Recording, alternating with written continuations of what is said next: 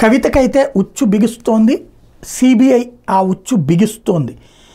ఢిల్లీ మద్యం కుంభకోణం మీద ఈడీ నమోదు చేసిన కేసులో ఇప్పటికే అప్రూవర్గా మారిన అరబిందో సంస్థ ప్రతినిధి శరత్ చంద్రారెడ్డి తాజాగా సిబిఐ నమోదు చేసిన కేసులో కూడా అప్రూవర్గా మారాడు.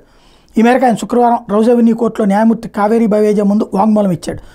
ఇదే కేసులో సిబిఐ బీఆర్ఎస్ ఎమ్మెల్సీ కవితను ఈ నెల 11న అరెస్ట్ చేసి 12న న్యాయస్థానంలో హాజరుపరిచింది. ఆ రోజు కోర్టుకు సమర్పించిన రిమాండ్ రిపోర్ట్లో శరత్ చంద్రారెడ్డి డైరెక్టర్గా ఉన్న ట్రైడెంట్ క్యాంపర్ ఆర్గానమిక్స్ శ్రీయవంతిక సంస్థలకు 5 జోన్లు కేటాయించారని, ఈ కంపెనీలన్నీ అరబిందో ఫార్మా గ్రూప్కి చెందివేనని పేర్కొంది. ఈ 5 జోన్లు పొందినందుకు గాను ఆయన భూలావాదేవీ పేరుతో కవితకు 14 కోట్లు చెల్లించారని చెప్పింది. వాస్తవంగా ఎట్లాంటి భూ బదిలీ జరగలేదని చెప్పింది.